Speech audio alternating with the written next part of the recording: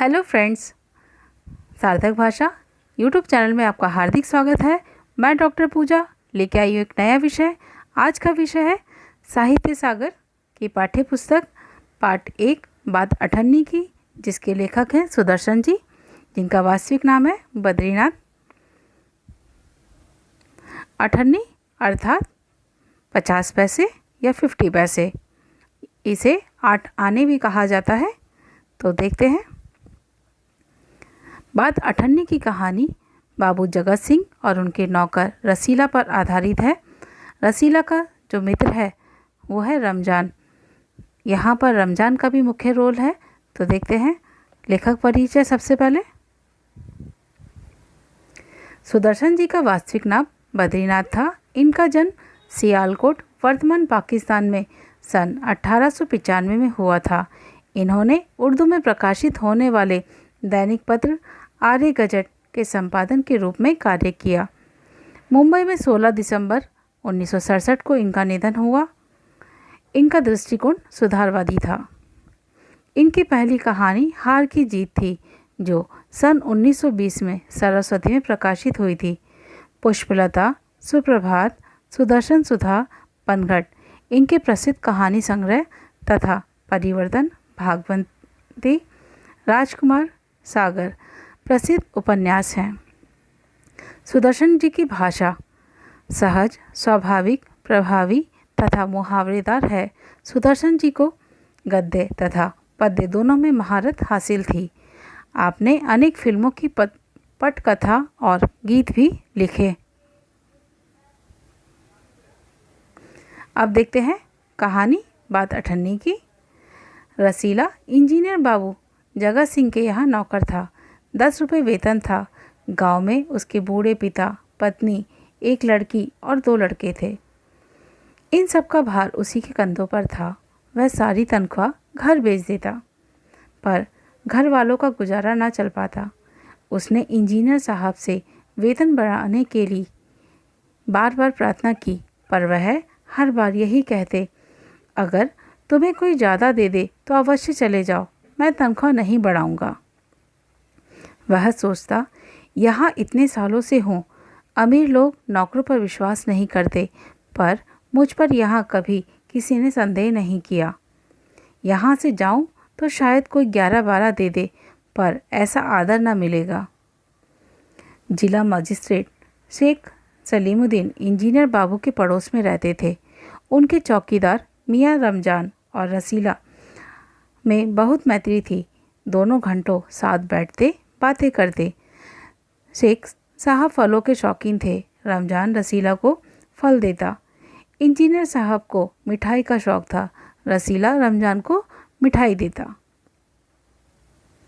एक दिन रमजान ने रसीला को उदास देखकर कारण पूछा। पहले तो रसीला छिपाता रहा, फिर रमजान ने कहा, कोई बात नहीं तो खाओ सौगंध। रसीला ने रमजान का हट देखा तो आंखें भर आई। वो घर से खत आया है, बच्चे बीमार हैं और रुपया नहीं है, तो मालिक से पेशगी मांग लो। कहते हैं 1 पैसा नहीं दूंगा। रमजान ने ठंडी सांस भरी। उसने रसीला को ठहरने का संकेत किया और अब कोठरी में चला गया। थोड़ी देर बाद उसने कुछ रुपए रसीला की हथेली पर रख दिए। रसीला के मुंह से एक शब्द ना निकला। सोचने लगा, बाबू साहब की मैंने इतनी सेवा की, पर दुख में उन्होंने साथ ना दिया। रमजान को देखो, गरीब है, परंतु आदमी नहीं, देवता है। ईश्वर उसका भला करे। रसीला के बच्चे स्वस्थ हो गए। उसने रमजान का ऋण चुका दिया। केवल 8 आने अर्थात 50 पैसे बाकी रह गए। रमजान ने कभी भी पैसे ना मांगे, फिर भी रसीला उसके आगे आंख ना उठा पाता। एक दिन की बात है। बाबू जगत सिंह किसी से कमरे में बात कर रहे थे।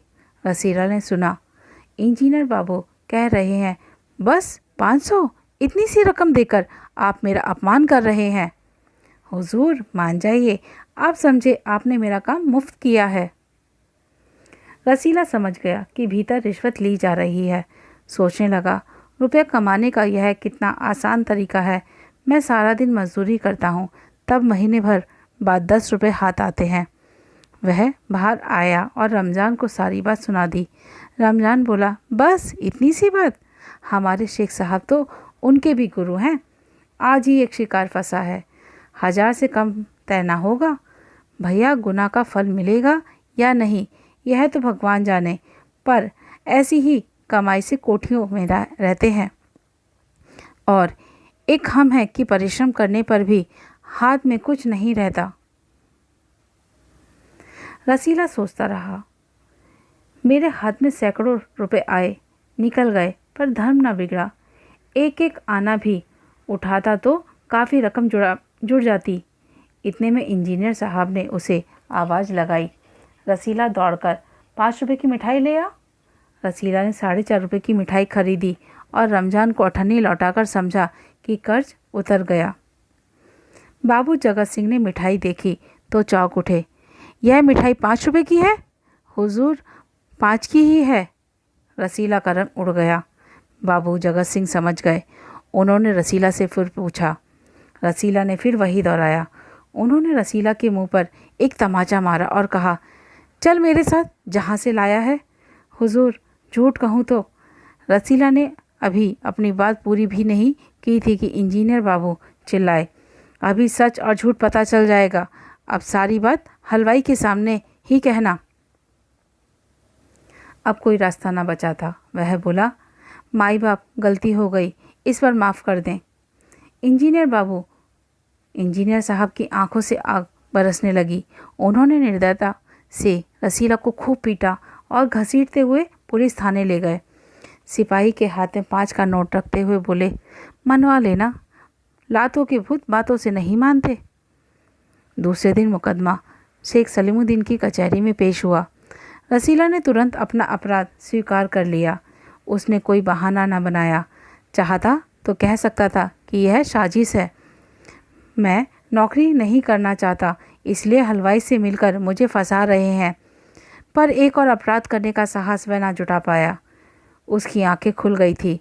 हाथ जोड़कर बोला, हुजूर, मेरा पहला अपराध है, इस बार माफ़ कीजिए, गलती ना होगी, फिर गलती ना होगी। शेख साहब न्यायप्रिय आदमी थे। उन्होंने रसीला को 6 महीने की सज़ा सुना दी और रुमाल से मुंह पोंछा। यह वही रुमाल था जिसमें एक दिन पहले किसी ने 1000 रुपये बांधकर दिए थे। फैसला सुनकर रमज़ान की आंखों में खून उतर आया। सोचने लगा, यह दुनिया न्याय नगरी नहीं, अंधेर नगरी है। चोरी पकड़ी गई तो अपराध हो गया। असली अपराधी बड़ी बड़ी कोठियों में बैठकर दोनों हाथों से धन बटोर रहे हैं। उन्हें कोई नहीं पकड़ता। रमज़ान घर पहुंचा।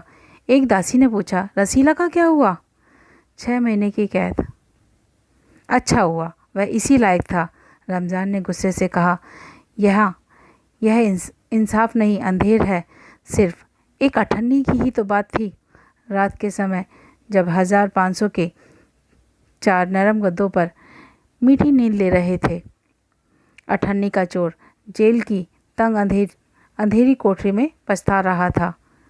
जी हाँ, ये थी बात अठन्नी की कहानी, जिसे सुदर्शन जी ने लिखा है।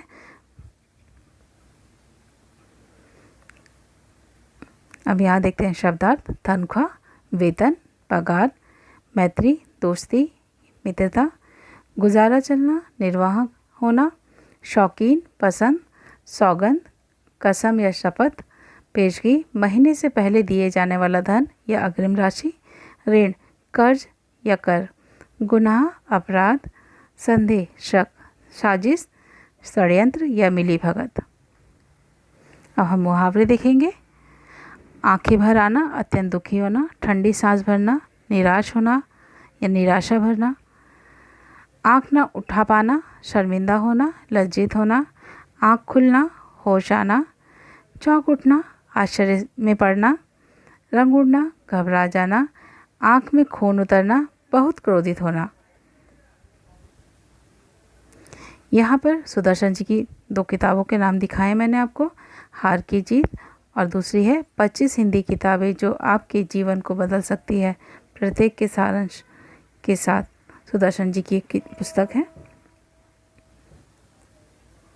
बच्चों, आज हमने पाठ पढ़ा बात अठन्नी की। किस प्रकार से अठन्नी की चोरी के लिए 6 महीने की सज़ा सुनाई गई रसीला को, जो कि बेकसूर था। उसकी पहली गलती को माफ़ भी किया जा सकता था, लेकिन बाबू जगत सिंह ने ऐसा नहीं होने दिया और ना ऐसा किया। तो मुझे उम्मीद है कि आपको वीडियो पसंद आया होगा। यदि आपको वीडियो पसंद आया है तो लाइक शेयर सब्सक्राइब ज़रूर कीजिए। फिर मिलते हैं अगले वीडियो में। धन्यवाद।